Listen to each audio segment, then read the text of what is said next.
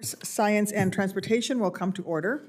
I welcome Sam Slater, nominated to serve on the Metropolitan Washington Airports Authority, MWA Board of Directors, and Todd Inman, nominated to serve on the National Transportation Safety Board, NTSB, and thank them both for being here today.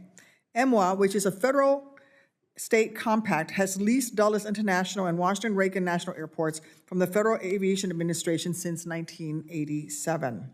MWA is responsible for the operation, maintenance, and improvement of both airports, which serve the Greater National Capital Region. The safe and smooth operation of these airports is truly essential for all of us who work in this area. MWA's Board of Directors is comprised of 17 members responsible for establishing policy and providing direction to MWA's management team. Its Board of Directors is comprised of 17 members. The board includes members nominated by the President, the Governor of Virginia, the Governor of Maryland, and the Mayor of D.C., representative of the wide reach and economic impact of both airports. Sam Slater is here today, having been nominated by the President to the MWA board. Mr. Slater is a managing partner at Tremont Asset Management, LLC, and directly manages the acquisition, development, and finance of all real estate assets in the United States and Canada, including commercial, industrial, and agricultural properties.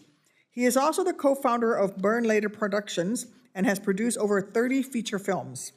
Mr. Slater currently serves on multiple boards throughout the United States. Next, we will consider Todd Inman, nominated to be a member of the National Transportation Safety Board. Welcome. The NTSB is an independent federal transportation safety agency with 5 board members.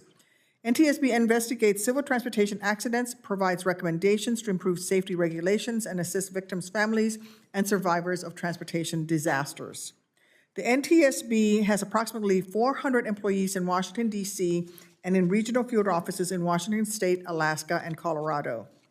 Additional resources are needed to prepare for current and future transportation safety challenges, such as emerging autonomous technologies in aviation and on our highways.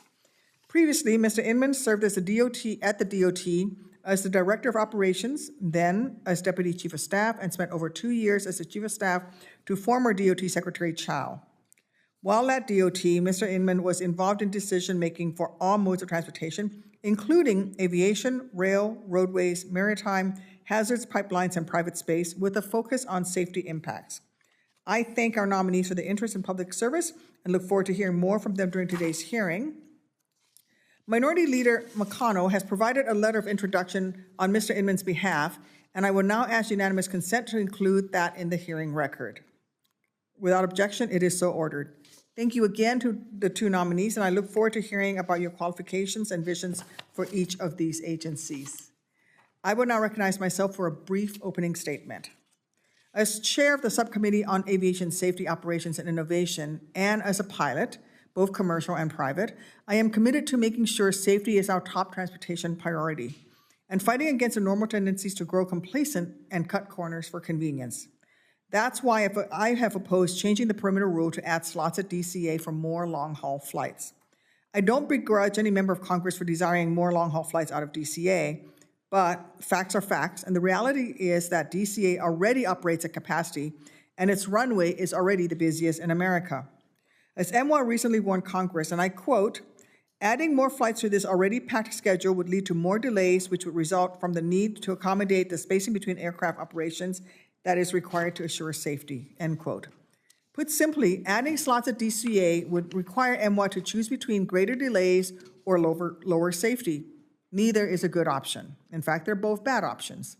1 in 5 flights at DCA are already delayed, with an average delay of 67 minutes. At a time when we're experiencing an alarming spike in dangerous runway incursions and near misses, making our nation's busiest runway even more congested would be exactly the wrong step to take. After all, DCA itself was home to one of those chilling runway incursions incidents earlier this year, when a Republic Airways aircraft taxied across a runway that a United Airlines flight to Chicago had just been cleared to take off from, forcing the United flight to abort takeoff and prompting an NTSB investigation. According to the New York Times, in a recent 12-month period, there were 300 accounts of near misses involving commercial air carriers. That is nearly 1 miss per day so far. We are going to have a hearing later this week to look more closely at this issue, but for now, I just want to say this is the wrong time to gamble with the DCA perimeter rule and start pushing the limits of an airport that already experienced a near-miss incident this March. Look, there's a reason multiple Congresses have pushed for federal investments to expand Dulles International Airport's capacity and convenience. Unlike DCA, there's plenty of room there to grow. A new 14-gate concourse is already in the works at Dulles, and with Metro's new Silver Line, it's never been so convenient to get to and from IAD. Finally, I would like to say a brief word on another safety matter, school bus safety. First, I want to be clear, compared to passenger vehicles, large school buses are very safe, but that fact is no excuse for complacency. According to the National Highway Traffic Safety Administration, over the past decade, 89 individuals riding in a large school bus were killed in crashes, with rollover and frontal impact crashes accounting for 61 of those deaths. It would be cruel and cold comfort to inform a family whose child died in a preventable death in a large school bus accident that, while their loss is tragic, they can take solace in knowing that far more children are also killed in passenger vehicle crashes while driving to school. In recent years, NTSB has issued a safety recommendation based on its own investigations of fatal large school bus crashes on how NHTSA could prevent such deaths. It's been frustrating to watch how NHTSA, over multiple administrations, has refused to even attempt to implement NTSB's basic recommendations. Look, NTSB isn't asking NHTSA to land a rover on Mars. Our country's premier safety agency is simply advising NHTSA to work to require large school buses be equipped with 3-point safety belts at every seat, feature stability control and an autonomous automatic braking system, and possess basic fire suppression systems. In 1973, these recommendations may have seemed far-fetched, but in 2023, they are long overdue. Fortunately, where the federal government has fallen short, state and local leaders are stepping up. As a senator, I've long sought to require NHTSA to establish a safety standard where all newly manufactured large school buses roll off the assembly line equipped with those 3-point seat belts. And I want to take a moment to commend the state of Texas for enacting a state law that began requiring just that 6 years ago. 6 years ago. I will now turn it over to Ranking Member Cruz for his opening statement. Senator Cruz? Thank you, Madam Chair. We're here today to consider nominees to the National Traffic Safety Board, or NTSB, at the Metropolitan Washington Airports Authority, or MWA. First, Todd Inman has been nominated to be a member of the NTSB. The NTSB serves the important function of thoroughly investigating transportation accidents to identify their causes and to make recommendations to prevent future incidents. The NTSB's work helps inform Congress and federal agencies when developing transportation policy.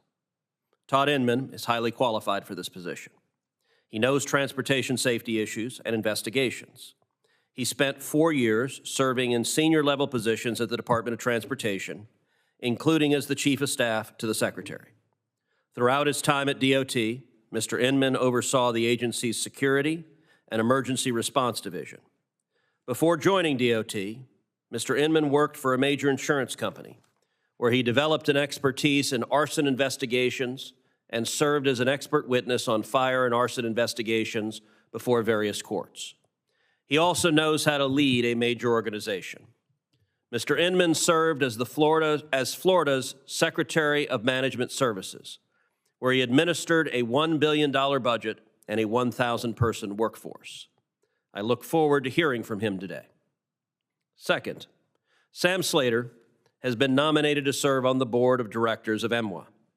MWA is a congressionally authorized government corporation that operates the Ronald Reagan Washington National Airport, known as DCA, and the Dulles International Airport, both of which are owned by the federal government and leased to MWA. Federal law requires MWA to, quote, improve, operate, protect, and promote both airports. I am seriously concerned that MWA has lost sight of this mandate. For example, while Congress is actively debating changes to federal rules that would allow DCA to offer customers more and less expensive flights and better compete with Dulles, MWA is actively lobbying against those changes. One MWA board member revealed why MWA is lobbying against the interest of DCA, an airport that it is statutorily required to promote, explaining that MWA must, quote, protect the investments that it has made and is continuing to make at Dulles, and, quote, make Dulles International and not DCA, quote, the airport of the future. EMWA board meeting minutes show that EMWA is relying on false claims to support its political goals, like that increasing flights and competition will increase prices. Any high school economics student knows that argument is ridiculous. I will say further that it is not EMWA's job to be operating as the corporate lobbyist for United Airlines. I understand why an airline might want to make millions more in profits from charging higher rates and higher ticket prices. But by lobbying against more competition, EMWA is lobbying for the residents of D.C. and Virginia and Maryland to pay significantly higher prices on tickets, which are already some of the most expensive in the country.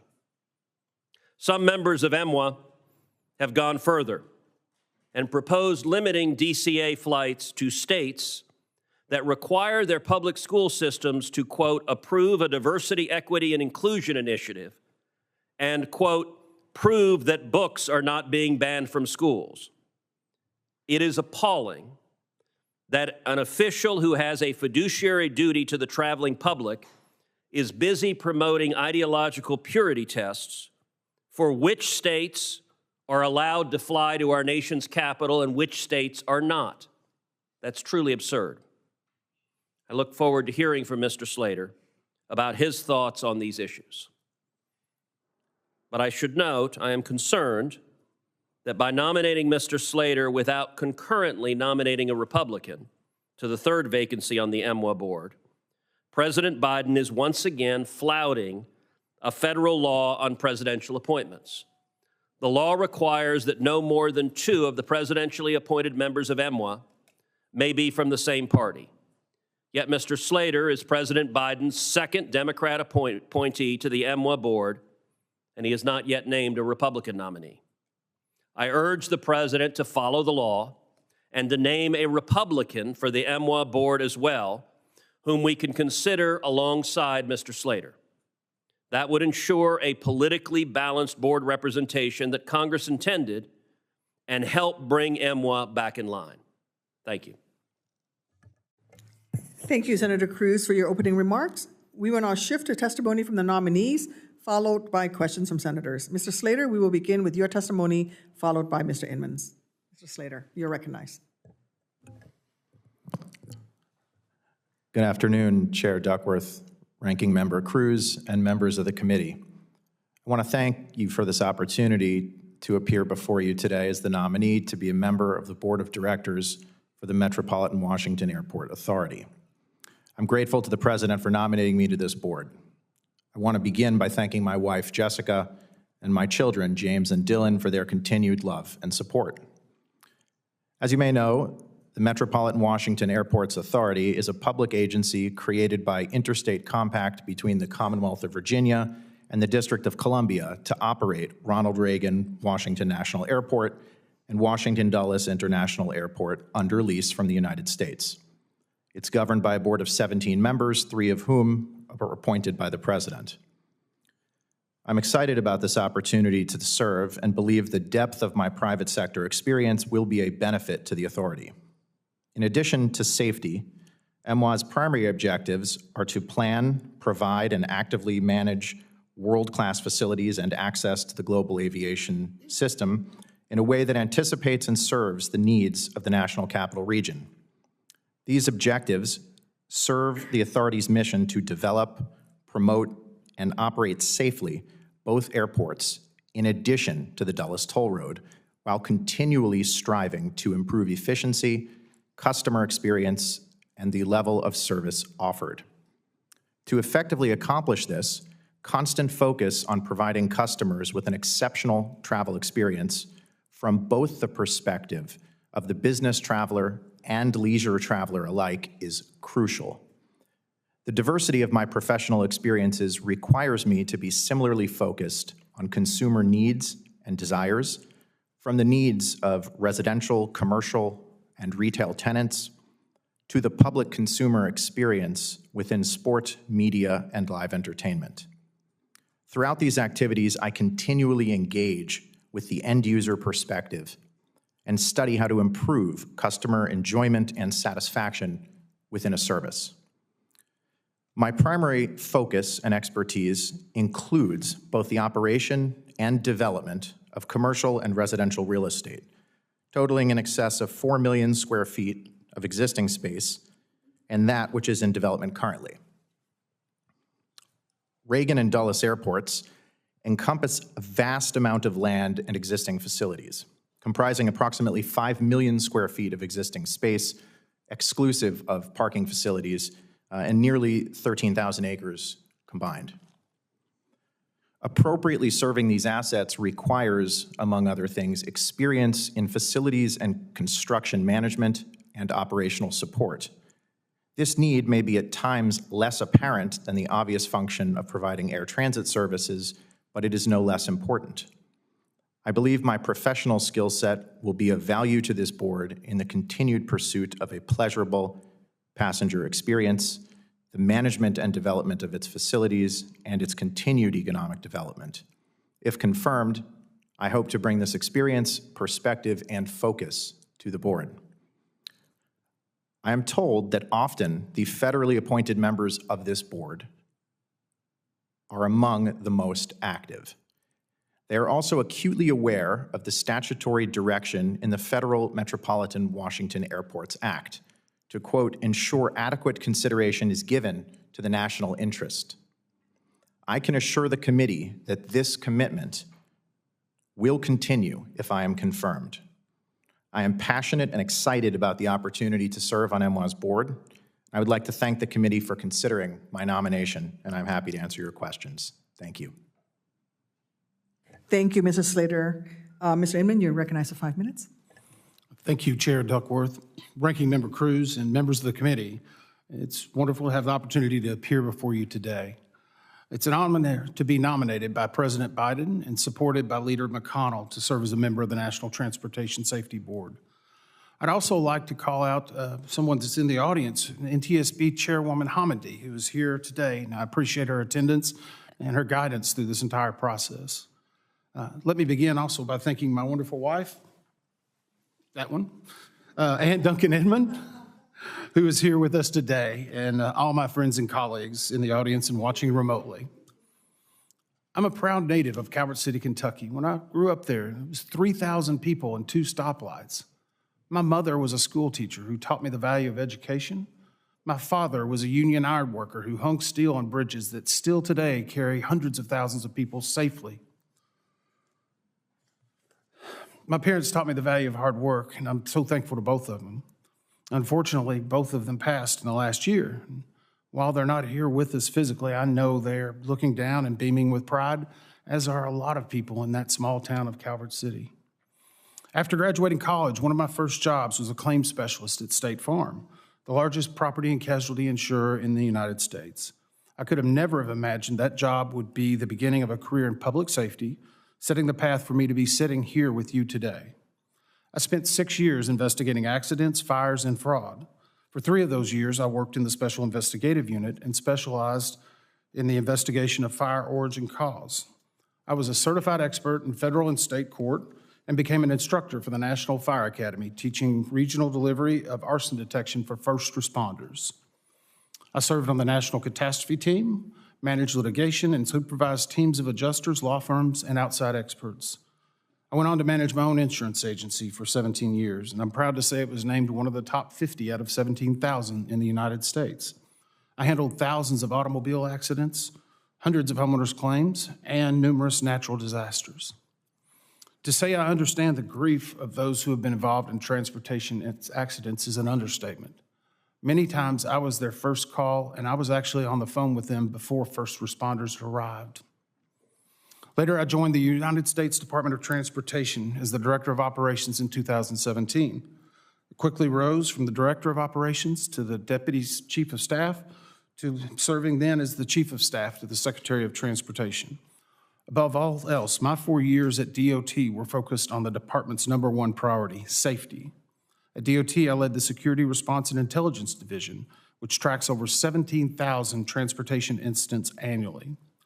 During this time, the department worked closely with the NTSB on many significant accidents including Amtrak derailments, the I-85 bridge collapse in Atlanta, the Florida Atlantic University bridge collapse, and the Boeing MAX grounding and ungrounding.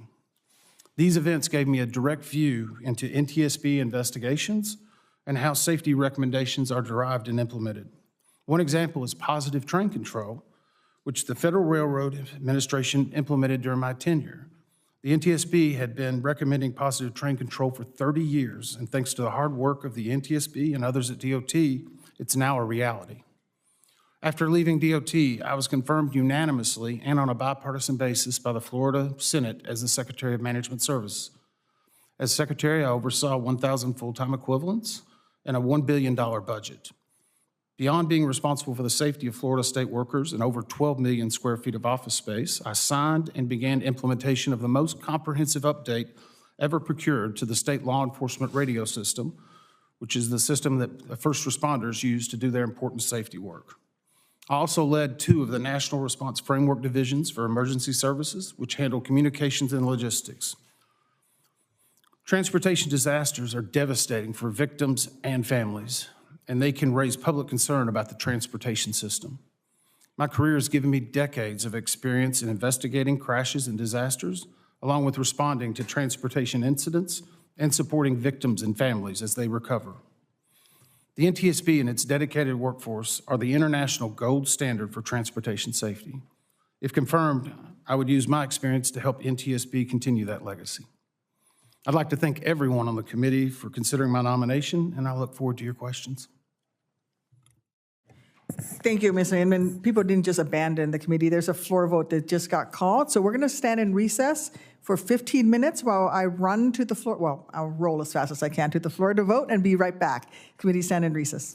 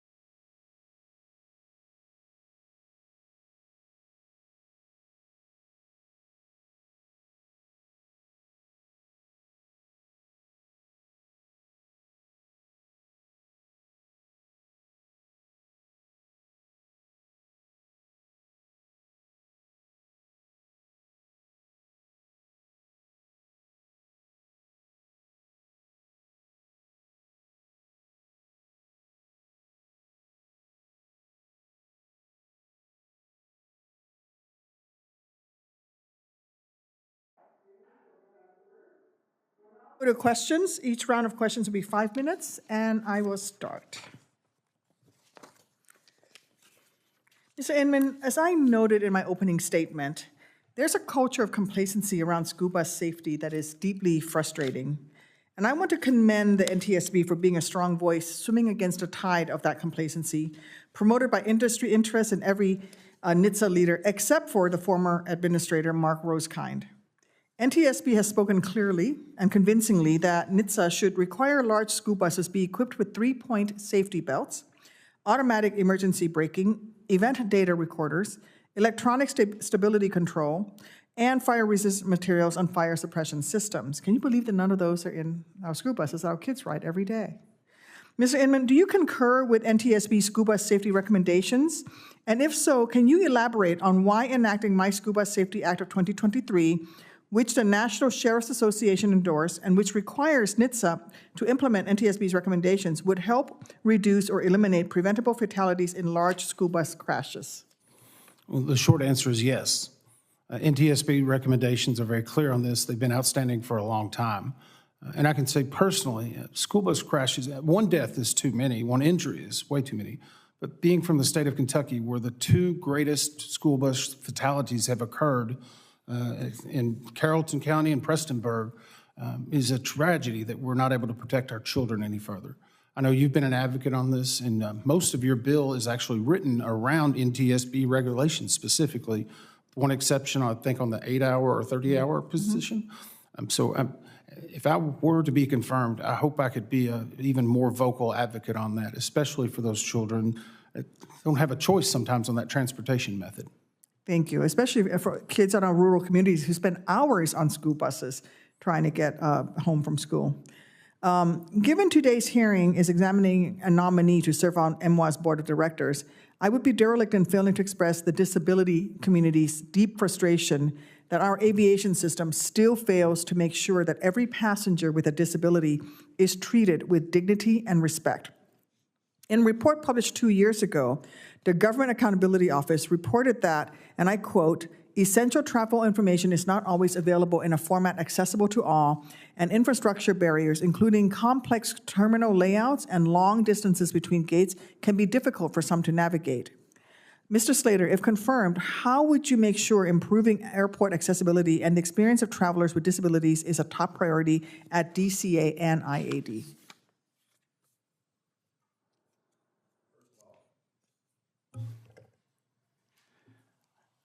First, I would say thank you for the work that you're doing in this space. I think it's extremely important. With respect to the work that I do professionally outside of potentially being confirmed for the board at MWA, this is something that we work on, we focus on with every project in real estate for retail tenants, for residential tenants. It's something that we've always gone above and beyond and view the current laws and requirements as sort of a baseline minimum and something to exceed. And specifically, with respect to travel and through the airports, it's extremely important that folks are able to have a pleasant travel experience and with dignity as well. So it's something that's extremely important to me professionally outside of my potential confirmation to the MWA board. Thank you. You should know that there's still gates at DCA that are not accessible. In fact, I've had to be taken down freight elevators down into the back in order to access, I think it's gate 10A or B, but there are still gates there that are not accessible. As noted in my opening statement, we're experiencing an alarming spike in dangerous runway incursions and near misses at airports across the country. We have been lucky that these have not resulted in fatalities, but they are a clear warning sign that the overall system is stressed. As NTSB Chair Hamady has said, the absence of a fatality or an accident doesn't mean the presence of safety. We are going to have a hearing on Thursday to examine this in greater detail, and I am looking forward to hearing more from Chair Hamady then. Mr. Inman, I just wanted to ask you, do you agree that the number of near misses we've been experiencing is alarming? And if confirmed, will you work to provide recommendations to improve our system's safety margins? Absolutely. Any incident is alarming. We have a multi-layered system. It's the Swiss cheese approach. So there's obviously something coming through the different layers that are causing these incidents. There's a lot of opportunities to use automation. Surface detection systems are only right now installed on 43 out of 500 airports that have commercial flights. I know the chairman has taken a lot of advocacy on this and has actually impaneled some other hearings previously, or not hearings, but forums and roundtables. So it's important that we're looking at these incidents and trying to get ahead before we truly have a tragedy. Thank you. I think that there is definitely a need to invest in workforce development, especially with air traffic controllers, pilot safety. In many of the near misses that we've had so far this year, it has been the pilot in the cockpit, based on their experience, who have actually averted the collision that could have happened. But certainly, a workforce development is something that is critically needed in our aviation system. Would you like me to comment, ma'am? Sure, please do. Well, I think we're seeing it in not only the number of retirements that have occurred, but the staffing that the FAA has been attempting to try to achieve. I mean, we're looking at potentially growth, I believe. Fully trained controllers have fallen 10%, while airport traffic has increased 5%. And in May of this year, 3 out of 313 air traffic facilities met their target for staffing. I mean, there needs to be a greater emphasis on that. And as an NTSB board member, I hope I can help advocate and lend my voice to that as well. Thank you. Is Senator Vance? Oh, Senator Klobuchar is next. I apologize. Senator Klobuchar, you're recognized for 5 minutes. Okay, very good. Thank you, Senator Duckworth, and thanks for holding this hearing today. Following 2 tragic air crashes of the Boeing 737 MAX 8, taking 346 lives, including a Minnesotan, we worked to pass the Aircraft Safety and Certification Reform Act of 2020. As you know, Mr. Inman, the bill incorporated critical aviation safety reforms, including requiring the FAA to implement several NTSB recommendations. Could you talk about how the NTSB work with the FAA can make sure that these other important safety recommendations are being implemented expeditiously? Well, thank you for the question. It's a wonderful opportunity to be able to actually highlight some of that experience in the past. By understanding and being at DOT for 4 years, you get a totally different view of how regulations and funding and appropriations occur from the Secretary's office. So I hope by being a board member, I can bring some of that understanding of the process to be able to advocate and to fully implement more of the recommendations, just by understanding not only the people, but the process. Sometimes you've got to be inside to understand what it's like to do the work from the outside. Right. And I just passed a bill with Senator Moran. Representative Stauber was leading it in the House on moving forward on our air traffic control modernization. I bet while that is going on, the NTSB is investigating an alarming number of near collisions on our runways. From your perspective, is it important to ensure that pilots are equipped with technology, that planes are equipped with technology that will prevent runway incursions? Could you elaborate on that? Yes, ma'am. I think we may have lost our feed. Okay. Yes, absolutely. We're seeing one of the issues that actually came out of the MAX was the number of alarms and systems and human factors that come into play, and how you manage those, and how do you the protocols that are typically written into the pilot's manuals. But I do believe that there is an opportunity for even more use of basically technology. The surface detection systems are a great example. I know in the last month and a half, there was an additional $25 million that I believe was announced to increase the use of those that technology. And again, every layer that we can put in the safety system to hopefully catch one of those other instances will make it a more resilient system. Mm-hmm. Switching to the ground from the air, a study published earlier this year by NHTSA found that distraction was a factor in 29% of all motor vehicle crashes in 2019. And I think you know how important it is to eliminate and reduce distracted driving. Last Congress, I passed a bill as part of the bipartisan infrastructure law to create a grant program for NHTSA to encourage states to implement laws banning non-navigational mobile device viewing while driving. Could you talk about, if confirmed, how you will prioritize reducing the number of accidents caused by distracted driving? Well, thank you for the question. I think it's important, especially as we look at this significant increase and uptick. I know that several of the board members, in fact, every one of them, whenever I met with them prior to this hearing, raised that specific issue in regard to highway deaths and how distracted driving is increasing. I think there are a lot of opportunities to use not only technology. I know the Alliance for Automotive Innovation has actually held a summit and a showcase about a month and a half ago that many of us went to be able to see these technologies. It's a rapidly changing world, and I think the opportunity to seize on these new and upcoming areas of safety can be helpful not only for older drivers, but as we see, it has a great reduction in younger drivers in their crash and accident numbers. Thanks. And then last, we all know that we've had issues with train derailments. There was one in my state in Raymond, Minnesota, and it was a derailment that had a much better outcome than what happened in Ohio. But one of the things that they had in common was that in both instances, the NTSB investigators were some of the first on the scene. How can Congress support the NTSB in determining the causes of accidents and recommending safety improvements that could prevent such accidents from occurring? Well, I'll be careful not to step on the chairwoman's toes in regard to being the leader of the agency and resources, but I'm sure I would agree, and she would agree, the more resources that are available for the agency would be better. It was nice to hear Chair Duckworth mention that in her opening statement as well. So exactly. It's important that we can advocate to get the best and brightest and continue that trend. There's a limited number of people, but they have a certain duty and calling to their mission. Mm-hmm. Exactly. All right. Well, I really appreciate it, and thank you, Senator Duckworth, for holding this hearing. Thank you. Senator Peters is next. He is en route.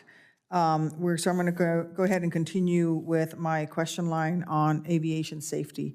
Ms. Inman, would you agree that we have an aviation safety crisis on our hands right now in light of the near misses that have happened this past year? I would be hesitant to say it's a crisis. I would say that there's been a significant increase in incidents. I think we're teetering on a crisis, yes. But one death or one fatality or one incident is one too many. I think that's the reason why you've seen the NTSB holding the forums and the different roundtables. And I know there's a variety of different issues, and a new set of those forums were announced on mental health in the next month or so. And you, of course, are going to share something in 2 days. The more information that we can do and have, the better recommendations we can make and the greater advocacy we can make. So anytime we can bring this to light and have professionals talk about fact-based, data-driven decisions, the better the transportation network will be. Thank you. Could you speak to your experience as an accident investigator? You said, from your previous work in the insurance industry. I think it's important to have that independent ability, that independent oversight when it comes to accident investigation.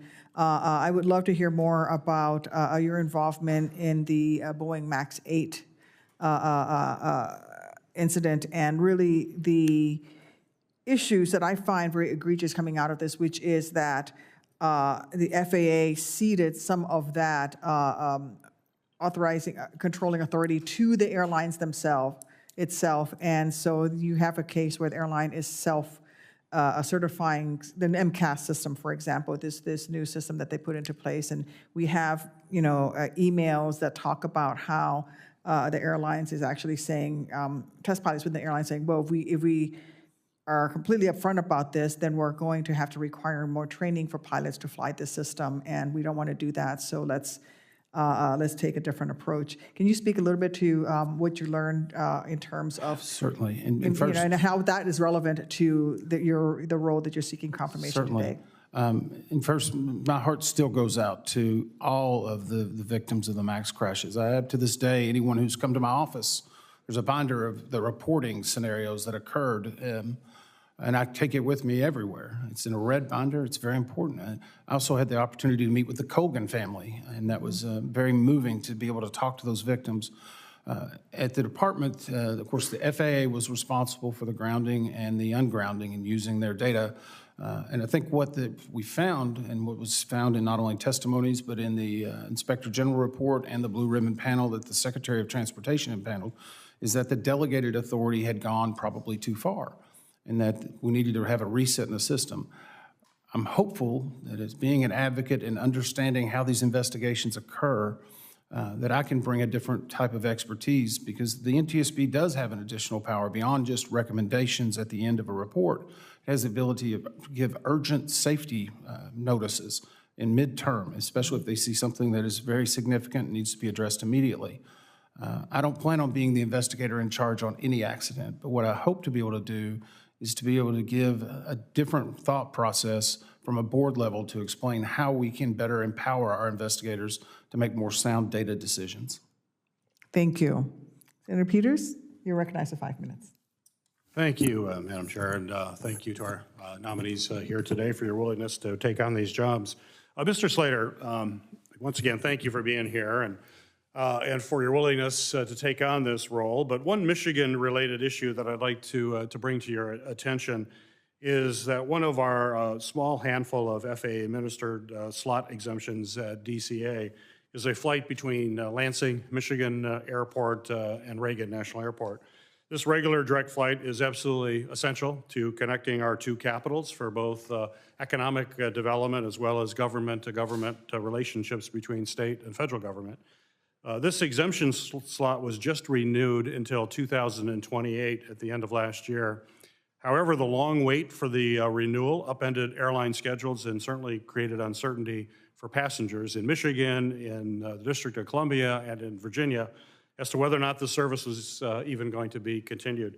So my question for you is, in your role with EMWA, will you commit to working with me and with the FAA to make sure that management at DCA provides as much certainty as possible to the flying public in these types of situations? Thank you, Senator, for that. I certainly, short answer is yes, absolutely. We'll work with you and your office on that, and I certainly understand the importance of that flight and that route, and more so to communication. So absolutely look forward to working with you on that moving forward if confirmed. I appreciate that. Thank you. Mr. Inman, as chairman of the Surface Transportation Subcommittee, I strongly believe that the responsible deployment of connected and autonomous vehicles has the power to literally save thousands of lives per year and help address the historic number of fatalities that we're seeing on our roads today. NTSB has likewise been a supporter of the deployment of intelligent transportation systems, including cellular vehicle-to-everything technology, or CV2X, to improve roadway safety.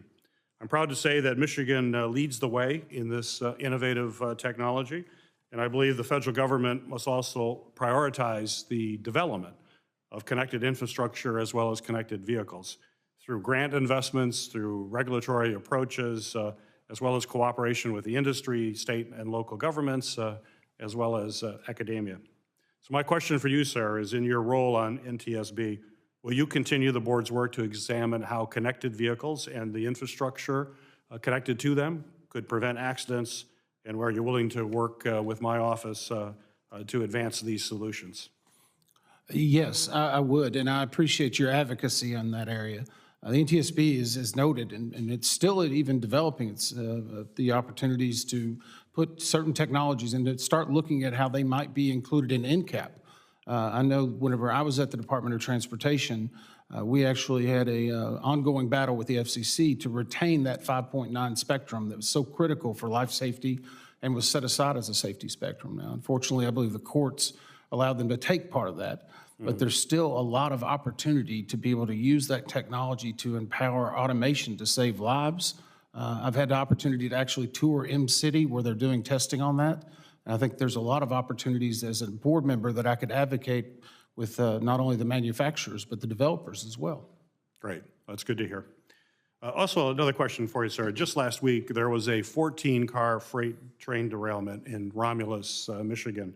One of the cars that derailed had just been emptied of its hazardous materials, basically avoiding a disaster very, very narrowly. This, unfortunately, was the third derailment in Romulus in just the last 2 years, and the community is concerned that next time they may not be so lucky as they were this time. I'm a supporter of the Railway Safety Act and of funding improved railroad safety infrastructure to help address this problem. But I also know that there are a number of NTSB recommendations related to railway safety outstanding. Are there first steps that you believe are going to be important to take to prevent derailments and sufficiently prepare first responders to reply to these incidents if and when they occur? Well, absolutely, and I appreciate you bringing up the first responders. As someone who used to teach first responders, whenever I was an instructor for the National Fire Academy, I understand a lot of what they go through because you're talking about rural departments that don't have the same equipment and opportunities for training. I know whenever I was at the Department of Transportation, Pipelines and Hazardous Material has a traditional $1 million grant for first responders for training specifically on hazardous materials. While we were there, we were able to double that to $2 million. Just to be able to try to get additional training. I also am very interested in hearing the results of the East Palestine hearing. I don't want to speculate in advance of any of those recommendations, but I do think that having the new spotlight that has come about in the last year or two is going to be very critical for additional recommendations in the rail safety. Great. Well, thank you for your response. Thank you, Madam Chair. Thank you. Thank you, Senator Peters. We now turn to Senator Blackburn, remote. For coming before us. Mr. Inman, I am so pleased to see you nominated for this position and see someone who actually has experience in the field for the position they're being nominated. So I congratulate you on that and the work you did at DOT's Intelligence Response and Security Divisions. I want to talk with you a little bit about growing terrorism and that threat that is facing the country, and the open border policies, of course, have heightened this. As you know, Tennessee is a logistics state. And so many people say it's not a matter of if we have an accident, it is going to be a matter of when will we have an accident. So do you think that DOT is doing enough to prevent transportation-focused terrorism? Well, and I appreciate the question, Senator. In fact, I was just in Memphis Sunday, actually, and was flying out of that airport. So I understand its importance of the confluence between the rivers and the transportation sectors. In regard to the current actions of the Department of Transportation, I haven't tracked them nearly as much as I have the NTSB in the last year and a half. But I do know that there's a lot of different programs, whether they're still being utilized or not, that during our time that we looked at specifically around human trafficking and additionally federal motor carrier inspections at borders. Those are all critical components to the overall network of transportation to make sure that we're providing the safest, if you will, method of transport by anyone. Yeah, well, thank you for that. Mr. Slater, I have to tell you, I was amused with your resume. I think you're a perfect example of the spoils system. And your credentials are really something. You're a building developer, a quote unquote party throwing company entrepreneur, an aspiring Hollywood film producer, a big time donor to President Biden, Biden Incorporated. So what I did not see in your background was any experience that would qualify you to sit on the Washington Airports Authority. And there are pressing issues at these airports, as you have heard, and for the aviation industry in general. And I'm really concerned that you are not up to the job. So I've got a couple of basic questions for you. Have you ever managed an airport before? Yes or no? No. Okay. When was the last time you spent more than a week in the DMV area, the area for which you will be managing these two vital airports? And your college experience does not count on that. College experience and my 5 years living in the district notwithstanding. More than a week. You can't recall one. Can you name one experience that qualifies you to fill this position? Yes, Senator, I believe that there's a tremendous amount of experience that I have that does go into the work at MWA.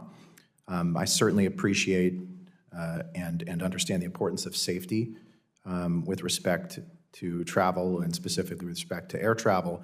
Okay. But I do feel quite strongly that there's a major component of facilities management, construction management, and board oversight that is a part of MWA that I do have experience with. And how long have you been a building developer? How many years?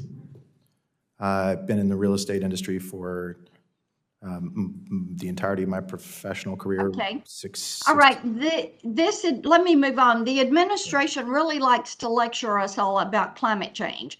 They've tried to force Tennesseans to give up gas stoves and their gas-fueled vehicles, all in the name of reducing carbon emissions. All the while, you have officials like Climate Czar Kerry and Secretary Buttigieg who jet around the world on private planes to elite conferences and lecture us. So let me tell you what I hear from Tennesseans today.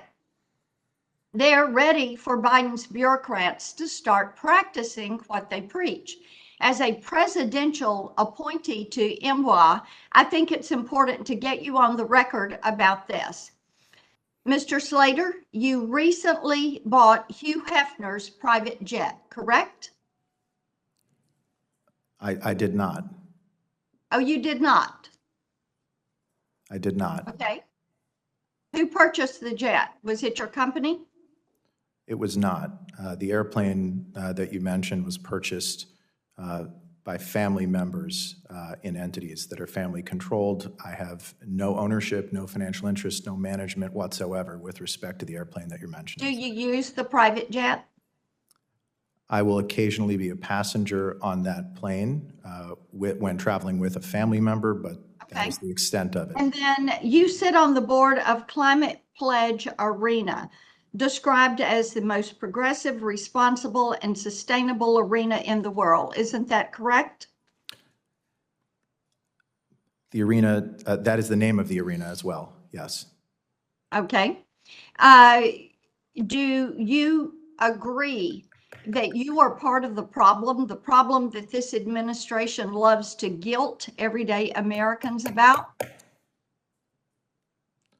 You're over time, Senator Blackburn. Thank you, Madam Chairman. Thank you.